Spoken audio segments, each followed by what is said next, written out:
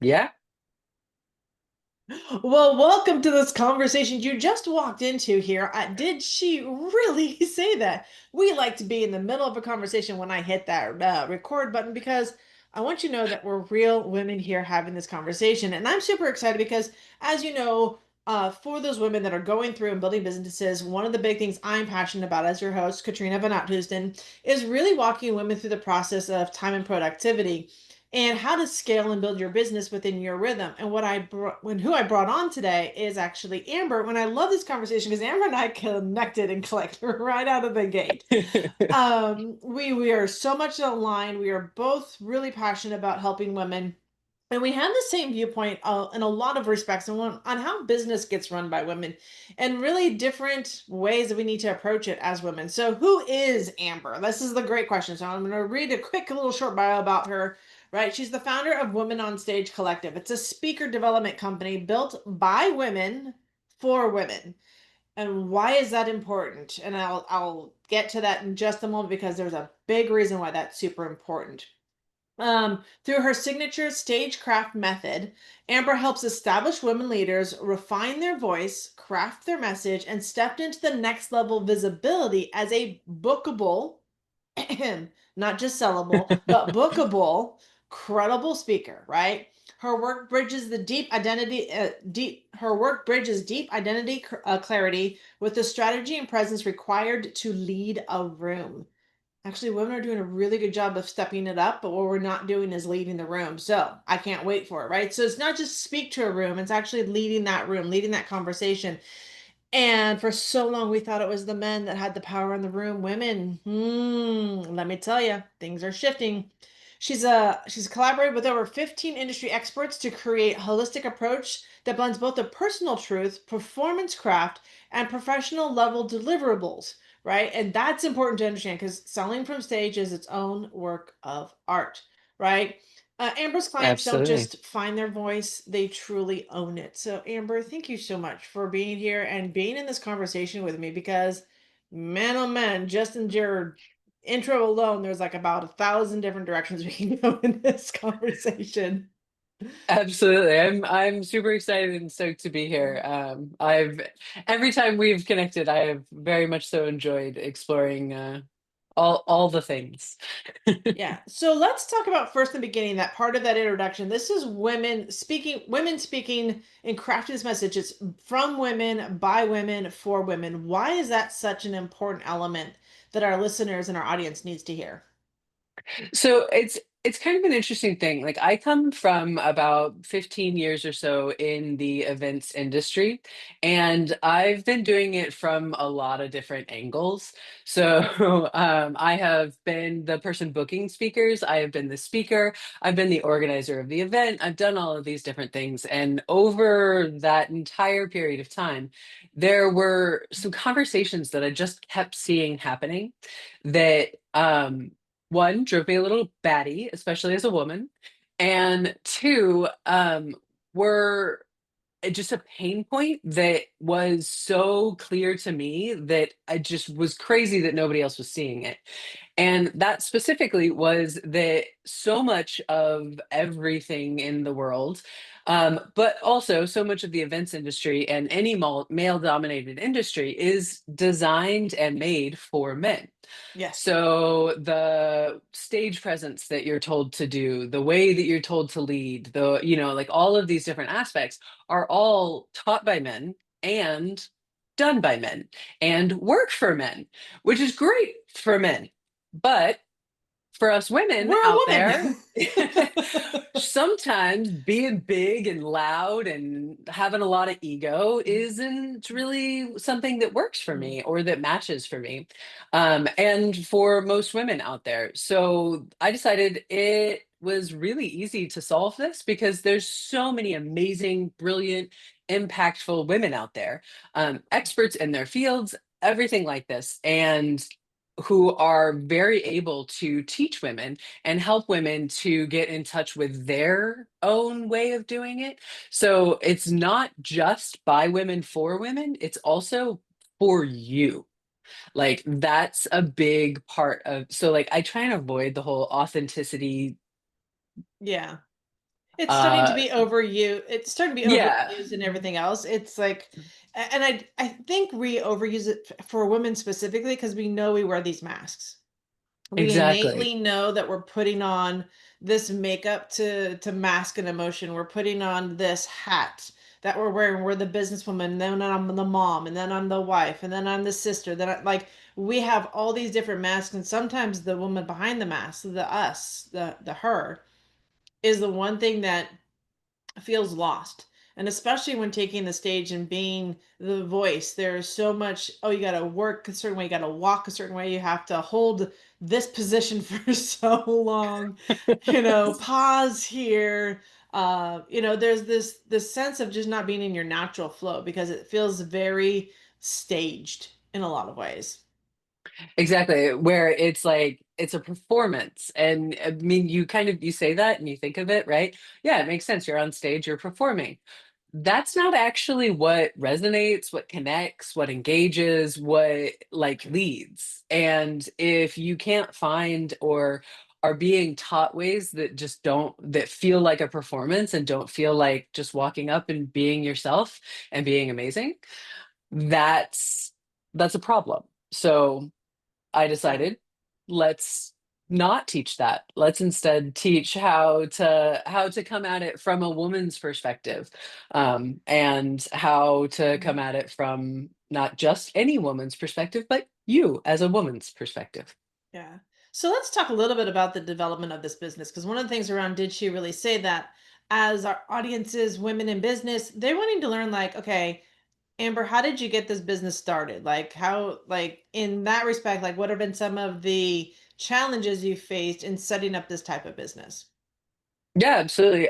This is it's kind of a perfect time. So I have a couple of other businesses that are also a bit more mature and developed, but Women on Stage Collective is very young. Mm, So it's only about a year old, where so this is actually the exact way and moment that I'm sort of in with Women on Stage Collective.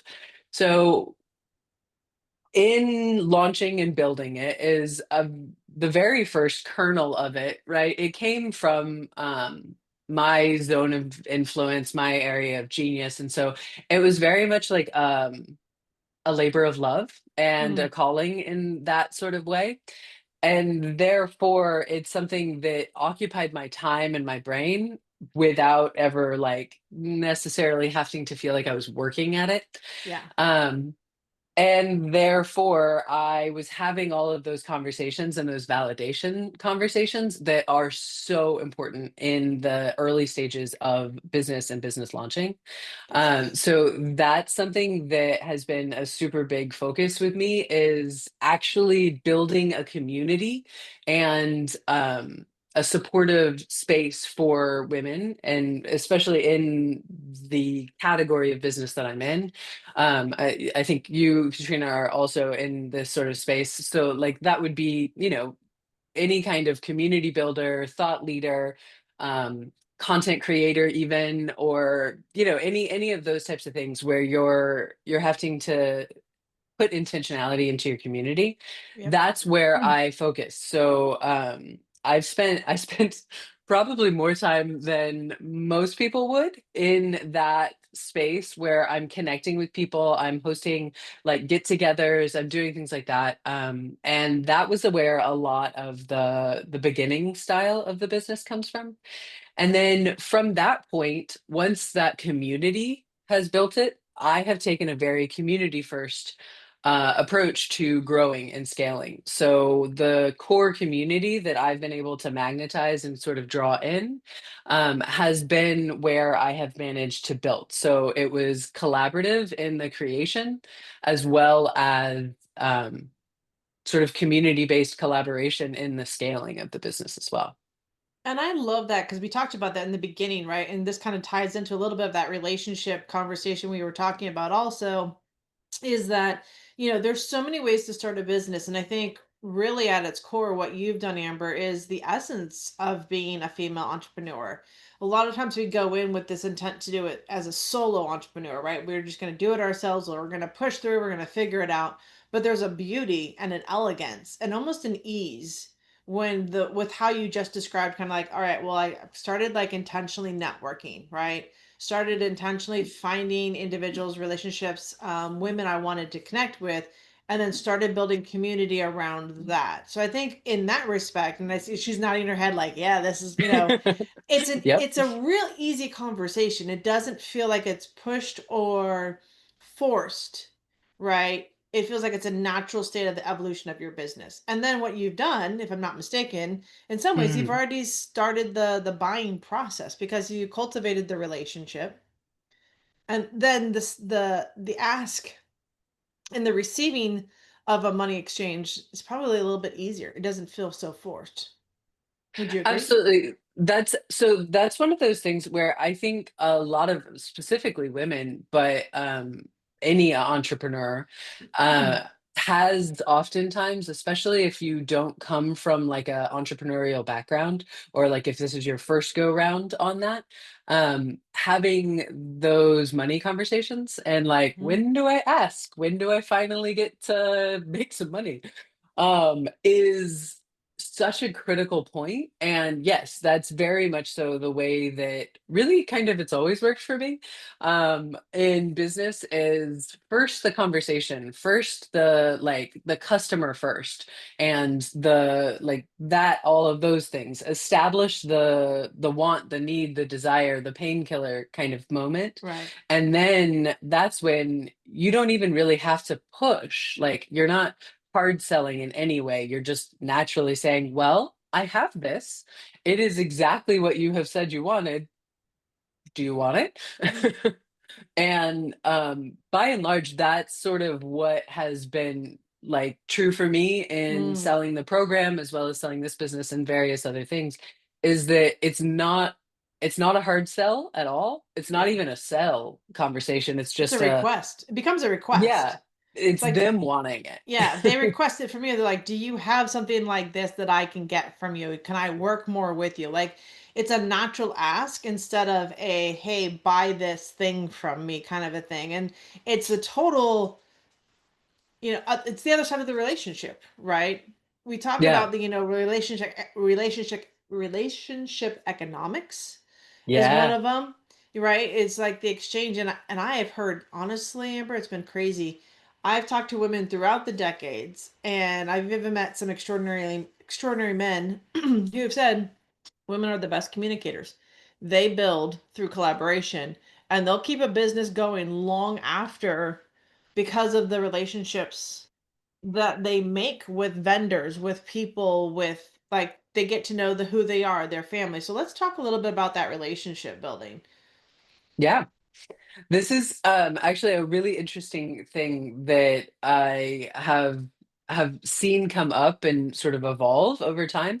You said it, the relationship economics. And I think this is one of the things that you and I have talked about before, is that there is this weird dichotomy of responses to that, even just those words and that as a concept, which I think is really fascinating, is Yeah, that because you said even to me, you're like, some people don't like this word. And I'm like, but that's exactly what it is. Like it is relationship economics. Like, come on, let's honor the conversation we're having.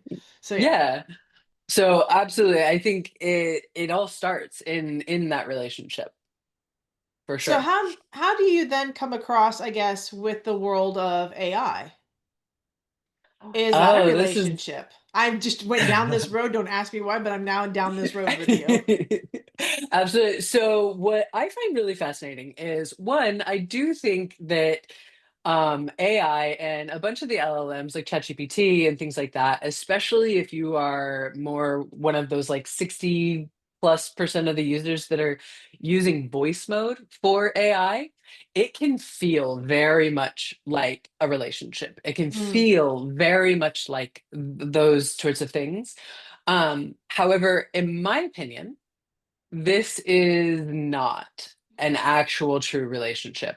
I think that artificial intelligence cannot replace that core component of human to human, right? This is, I've been calling it human intelligence, but it's this, relationships are based on and especially from my world, relationships are based on that connection, that Yeah. relatability, right? That trust, the like all of those different things that go into it that are intangible in a way that like an artificial intelligence could never reproduce. It's more of an echo chamber, it's like an echo chamber with a search browser. So She's that dead isn't, on. She's yeah, dead on. For all those listening to the audience, Amber is dead on. It is literally an echo chamber. It is not a communication. It is not something that feels. It is not something that has empathy for you. It's programmed to respond with empathy, but it is not empathetic at all. exactly. And that empathy, like you said it, is that women are widely accepted. I could give you a bunch of different studies about this. I'm a nerd, so please excuse when I make reference to all kinds of things like academic-y. That's just me being me. Yeah. But women are better communicators, women are better relators, and as a result of that higher emotional intelligence and higher ability to communicate and relate, they are more relatable, which is Sure. takes brings it into that whole leadership position. Like women as leaders are the most collaborative and the most like relatable, so people Hmm. feel connected and feel drawn to them. So like I use the term a lot, magnetized. And I think that this is something that especially women thought leaders are amazing at, is they are who they are true to their core, and they communicate, hyper communicate, perhaps over communicate for some. However, the effect is inclusion. The effect Mm. is collaboration. And so no matter where you are at in a hierarchy, when you are in a woman's team, you know, you are going to be included and you feel an actual connection. You feel a relationship, which is absolutely the gold standard to me. And I agree. And then, like everything you said, I've experienced it myself. Even as a leader, there's never been anyone at a hierarchy in my world. We're all have an input into this. Doesn't matter if I'll use the kitchen, right? Didn't matter if you were the dishwasher, the server, the cook in the back, the manager, the guy that was in the receiving. The thing was, when you got us all into the room, we all had a different perspective that served the greater good. So it Yeah. didn't matter where you were in that kitchen and what position you held. You saw something that potentially had an impact on the customer, had an impact on the environment for their own safety and sanity. And I think when you open that door and you said it, instead of saying, well, only these level, C-level suite people get access, when you open the door fully, you get a totally different and collaborative experience that betters every element of work, society, money, you name it, it all plays in there. And I think when you talk about, we as women do have a much more inclusive leadership role. We don't speak to people, we include people. And I think when you're talking about what you've designed, one of the things that I was going through in your, show notes of that is like, do we, we talked about this a little bit, getting paid to speak, Mm, right? And so when you talk about relationships, that's very transactional. That's very much, I'm going to say something, you're going to pay me for this. But that's not really, even in the world of speaking and in the world of being a woman, what we really want. We want to be something else. So let's talk about that for a moment because this all ties together. This might seem, I know, like we're roundabouting stuff, but we're literally weaving this conversation together because they're all elements of who we are as women. absolutely. This transactional like moment, as well as the concept, this is something that I've seen so many different women struggle with, is owning their expertise and their Yep. value and claiming the opportunities. It's something where women, and this is not to exclude or say anything about the fact that there are a huge amount of external factors that do present barriers and obstacles. However, one of the main obstacles that do happen for women is actually ourselves. Mm. We get in our own way. on this so often.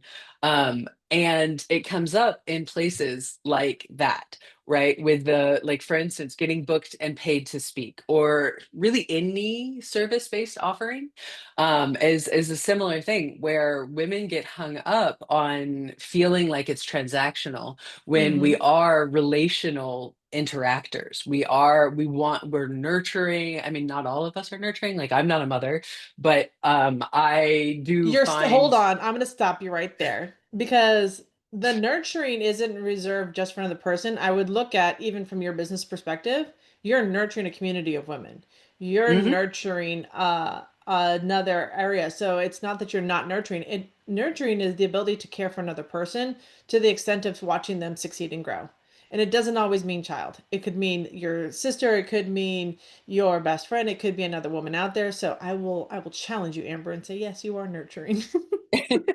Well, thank you. I will accept that challenge, and I will own that word. I think it is You will. something that's that's very true for many women. Is that we have that impulse to care give. Hmm. Um, and I think that we get hung up on putting a price tag on caregiving because it's supposed, it's supposed to be It's supposed to be altruistic or free. something. Yes. Yeah. Yeah, we're doing it for the good of whatever. Humanity. Yes. Yes. Yeah, Yes. That. for the good of anything, at all.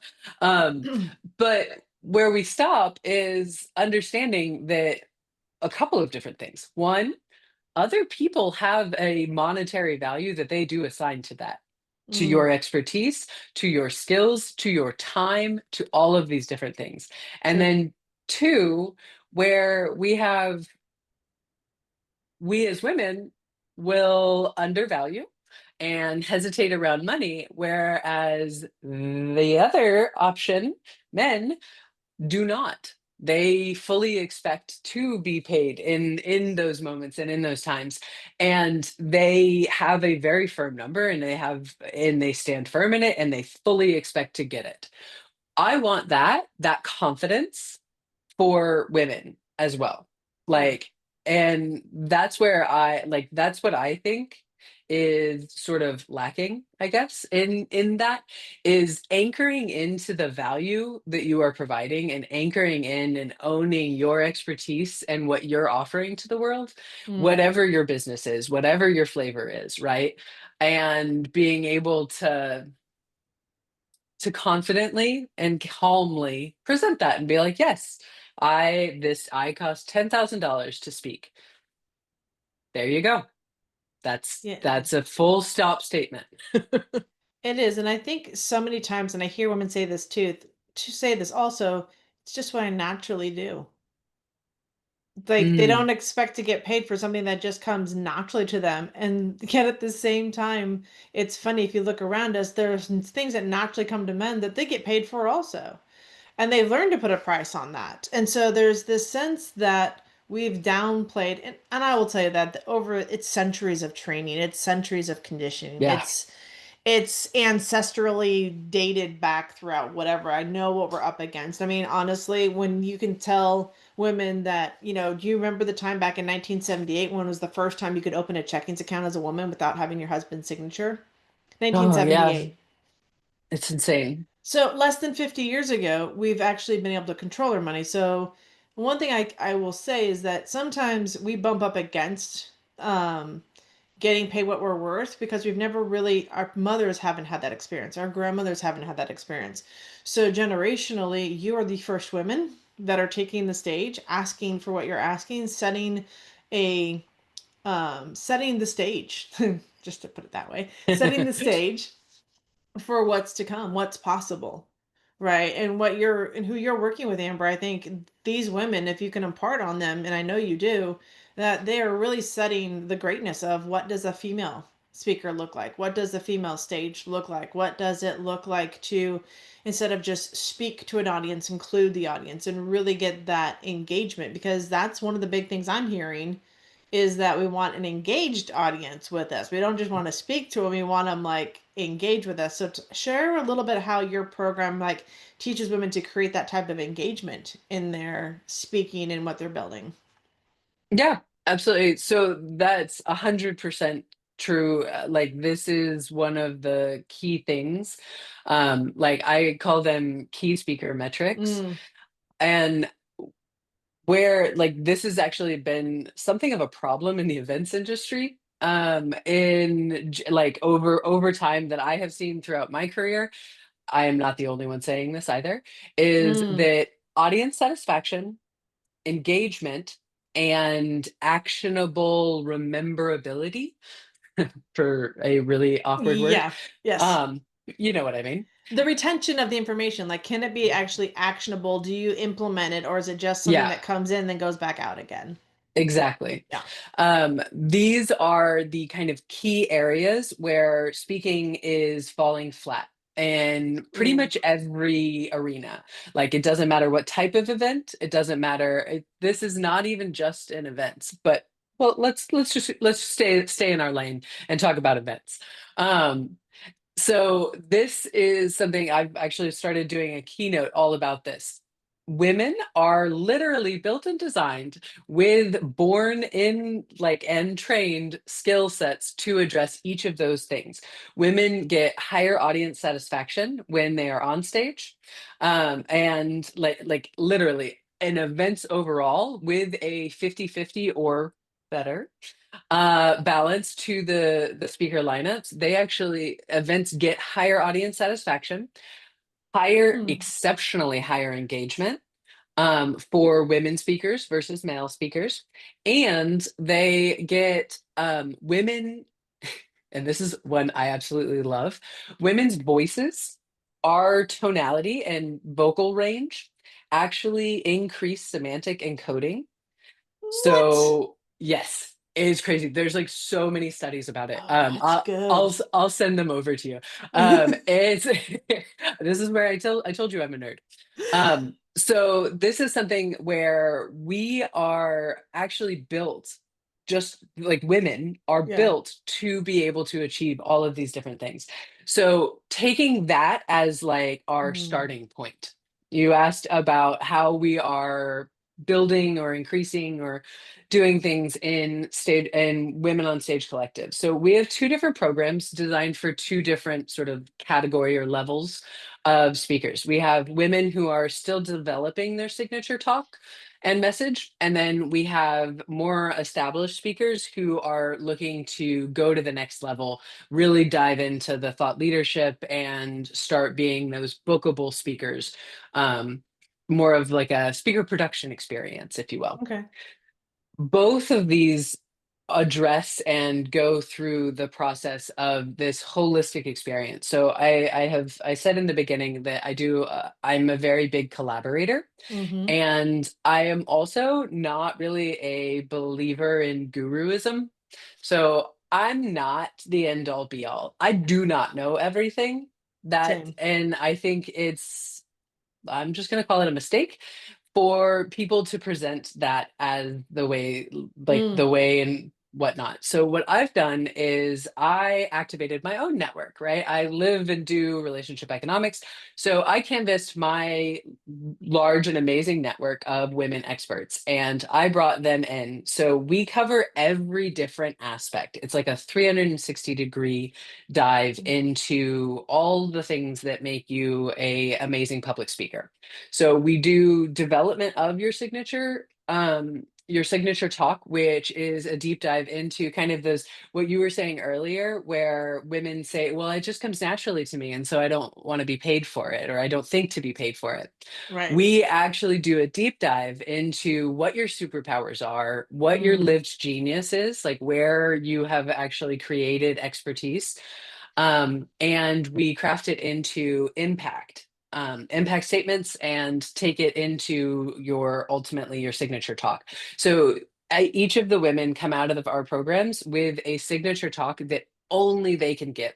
It is their unique expertise, their unique message, and we really try and help women anchor into that and that experience while also Oh, go This ahead. is interesting. No, no, go continue because this is interesting. I'll make a note to myself. Keep going. Well, also what we do, so first we get that signature talk. Once we have the signature talk, then we dive into more of the like stage craft components where we're working on delivery, we're working on nonverbal communication, we're working on like non-scripted and live interactions. And we're helping, so not everything is going to be every woman's issue. However, what we do is we offer basically about a month per kind of area of time, and we deep dive into each of these subjects. We have a vocal authority coach. We've got all of these various different aspects to really get the whole view lens and dive in and work on whatever your specific growth edge is. So by the end of our programs and the experience, not like depending on which one you're doing, right? There's going to be different actual endpoints. And I'm happy to go into a whole bunch of details on that. But I want them wanting for, more, Amber. I want them wanting I more. Don't give was away gonna the say, whole ship. Like, yeah, keep them wanting don't. more. This is a tease, okay? Just a tease. So that's your taste, but that's the approach, and that's what we're doing is we're taking a holistic lens, Mm, providing women expertise and perspectives, and then the last component that is, I think, absolutely necessary, and it's crazy that I don't see it more, is we do peer support. So you actually get to practice your talk inside of your 10-person cohort with mm, your peers. So there is monthly peer feedback iteration. So you're getting practice, which is insane that so critical. many people don't get practice Yeah. on public speaking or on any like if you were going to go and pitch investors, right? You need to practice that pitch and you need to practice it in a space where it's like it's not your romantic partner and it's not your mom, right? You need to practice it with someone that is in the space, operating in that space and can give you structured and organized feedback. So that's the other kind of key component.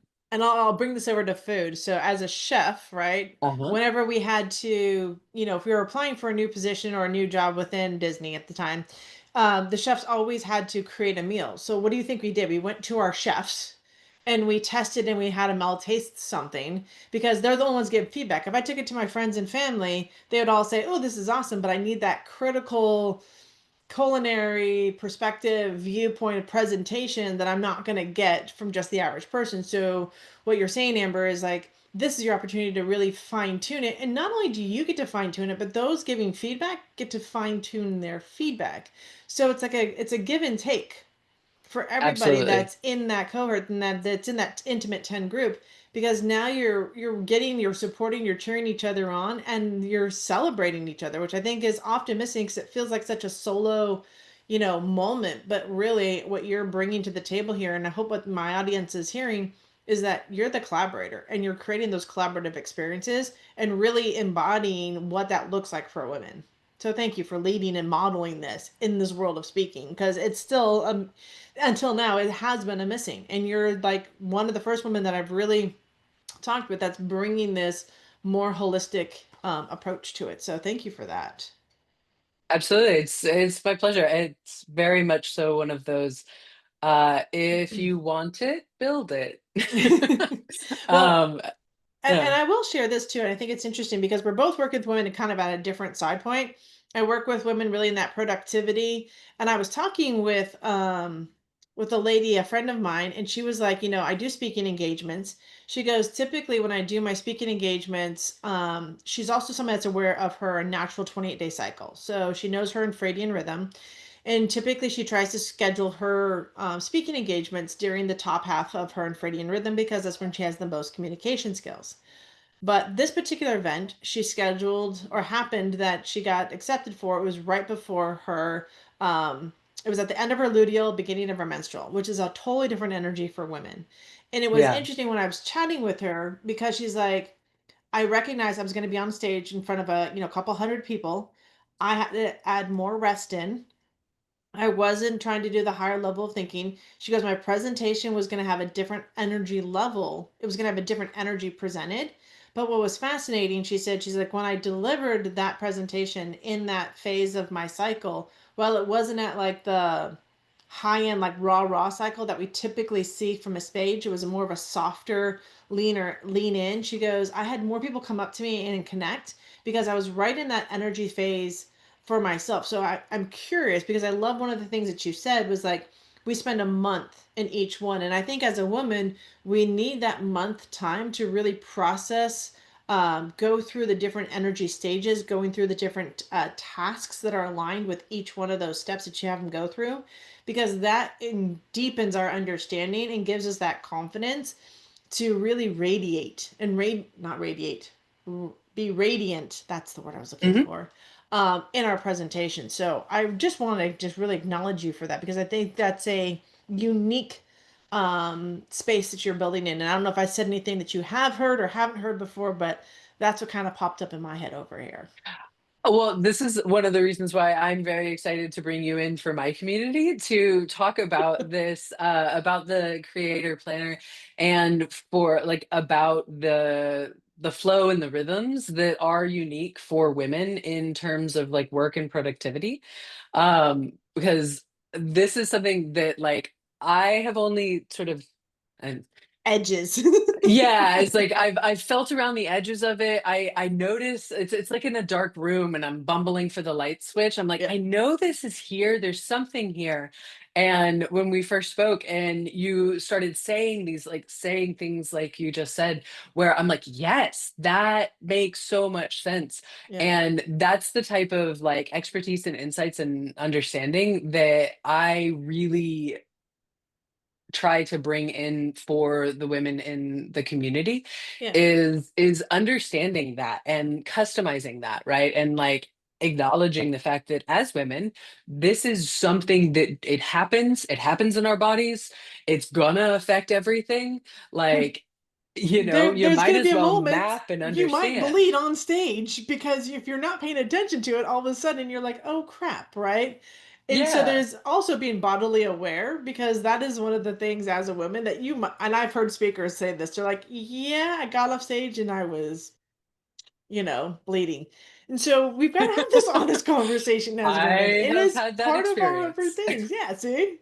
So to kind of just wrap up the part of this conversation too, during this podcast, did she really say that it is kind of our signature line in here? It's about bold things. So has there ever been a moment where you've talked with a female or you've been at an event and you said something and they all just kind of looked at you like, did she just really say that?